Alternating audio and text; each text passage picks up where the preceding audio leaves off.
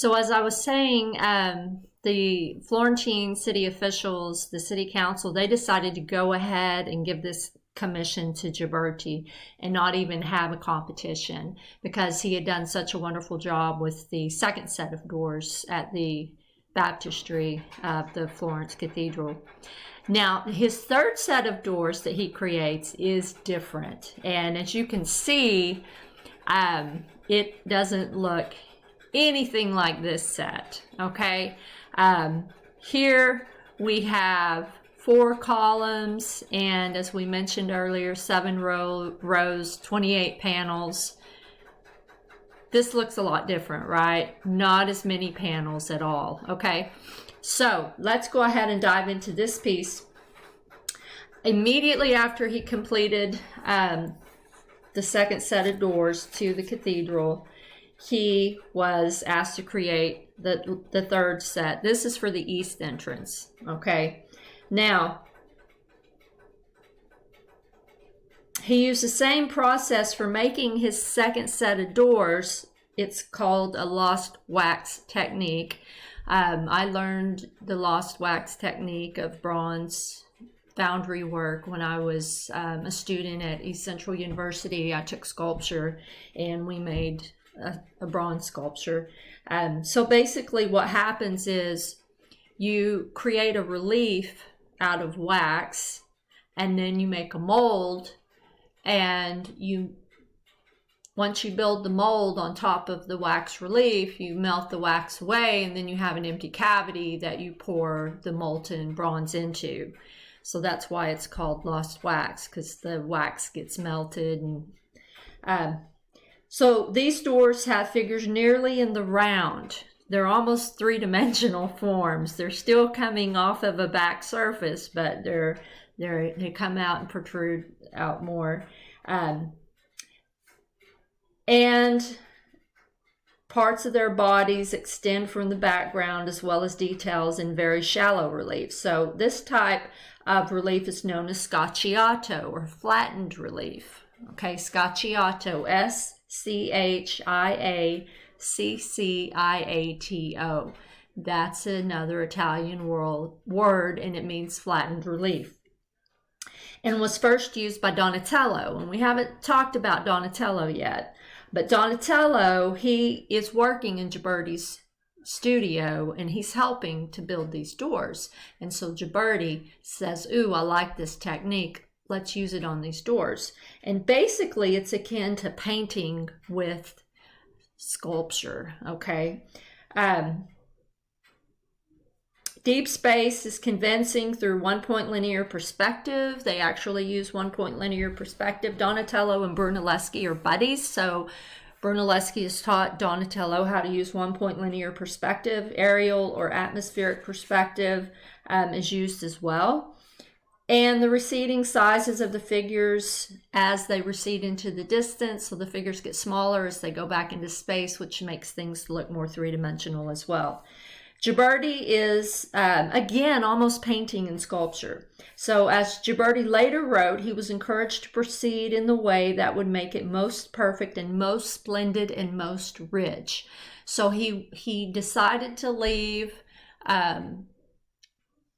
that first set of doors structure and which he followed in his set and do something completely different. And I'm so glad he did.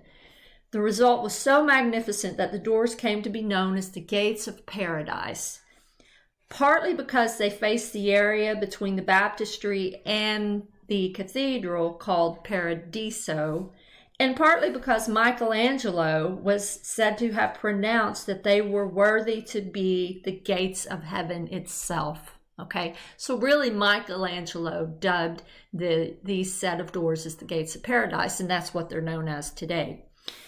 Ghiberti was immensely proud of his achievement, and he should have been. These are just magnificent, even inserting his portrait bust into the eastern portal. It is the left head of the central pair in the third set up from the bottom.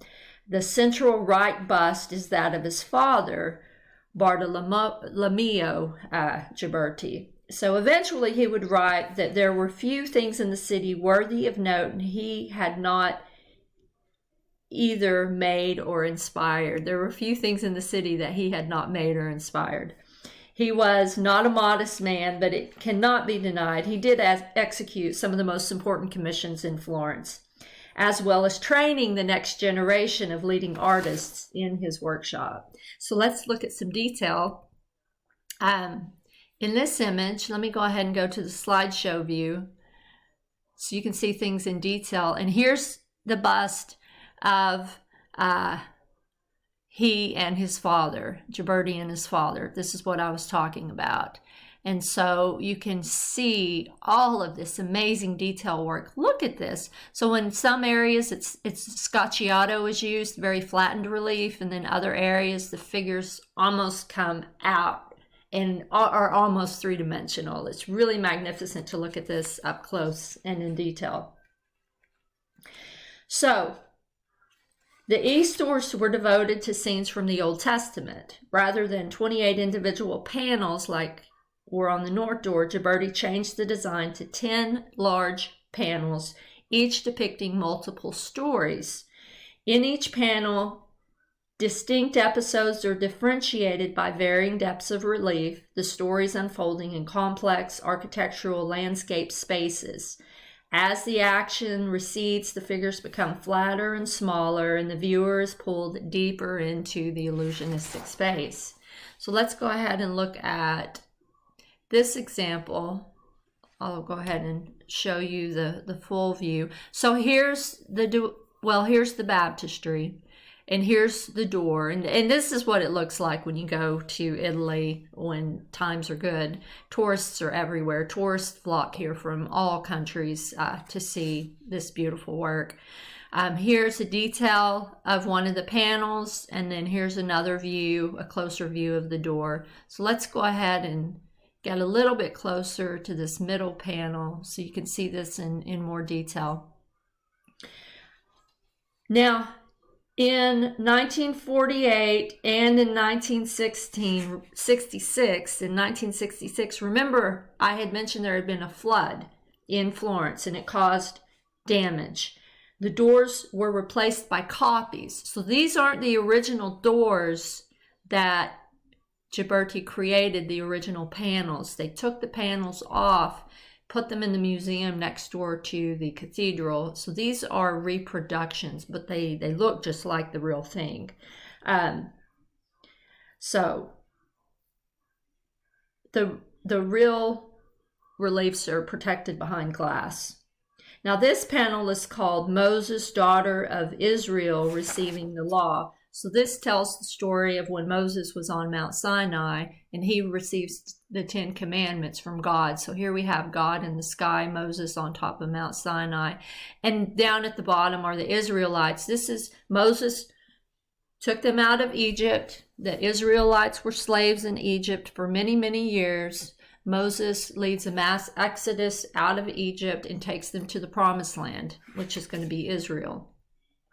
And here, the people, while Moses is gone, they're behaving very improperly, basically doing bad things. All right. Now, let's go ahead and this is called a baptismal font. Let me go ahead and enlarge this so you can see it a little bit better. And the baptismal font, this one is in the baptistry in Siena. It was designed by Jacopo della Quercia, and it is the result of a cooperation of the best contemporary sculptors. Now it has a polygonal basin, polygonal designed base. It is Gothic, from which a high Renaissance construction emerges. So it does have Gothic design. On the top, there is a statue of St. John made by Quercia. The bronze reliefs and the statues in the niches here are of St. John. Oh, I'm sorry. Those are actually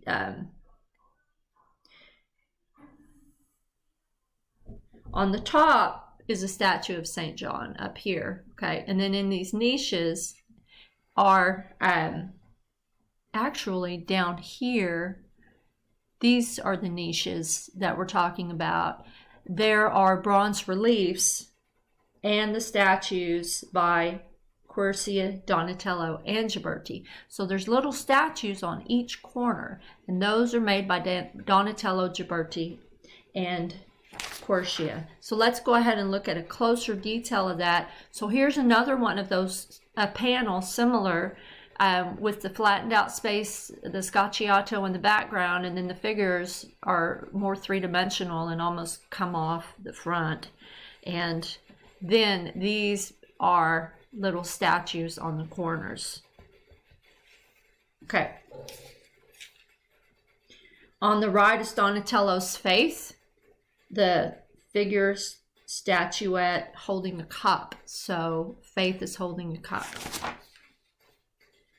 All right, now we're going to talk about Felipe Brunelleschi a little bit more in detail. So we already know a few things about Brunelleschi, okay? He invented linear perspective. He had an entry in the 1402 competition for the bronze doors. He lost. He didn't want to share the commission with Ghiberti. It was said that Brunelleschi gave up on sculpture after losing the 1402, it's 1401 competition for the baptistry doors. But his biographer, Minetti, tells us that Brunelleschi did continue to work as a sculptor for several years and received commissions for sculpture as late as 1416. He moved to Rome for a few years where he studied ancient monuments. This is very, very important. His first trip was taken in 1402, and he took his buddy Donatello with him. They studied classical precedents in ancient Rome, or in Rome, where there were a lot of ancient buildings and artifacts.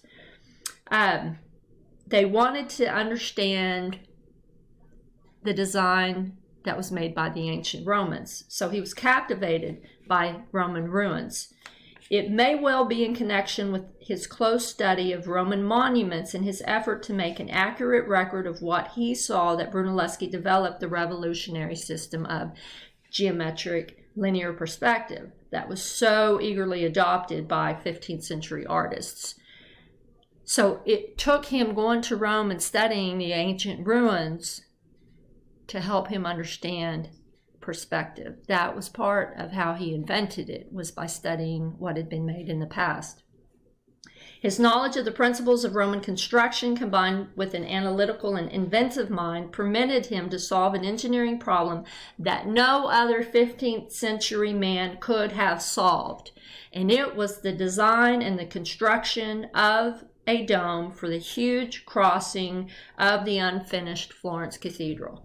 So here we have the dome of the cathedral. Now right here is the dome, okay? What you have to understand, for many years, this church did not have a dome on it. And it wasn't until Brunelleschi came around and solved the engineering problem for how to put such a huge dome over such a huge expanse of space. No one else could come up with the solution for that. So they built a cathedral without knowing how to build the dome, okay? So it rained in here for years and years when there wasn't a dome here, all right? Now, the space to be spanned was 140 feet. A traditional wooden centering would not work for this project. The dome could not be supported by buttressed walls either. He looked at simple number and ratios of 1:2 and 1:3. His building plans were comprised of shapes like circles and squares. He constructed round rather than pointed arches, because we had gone from the round arches from the Roman period to the pointed arches during the Gothic period. So he was looking back at ancient Rome, so he went back to the round arches, okay? And they were supported by classical columns rather than Gothic piers. Brunelleschi moved back to Florence in 1410. He became actively involved in constructing the dome for the Florence Cathedral in 1420, when he and Ghiberti were jointly awarded the commission. Wow. Okay, so this is the next image you're going to write about in your slide study guide.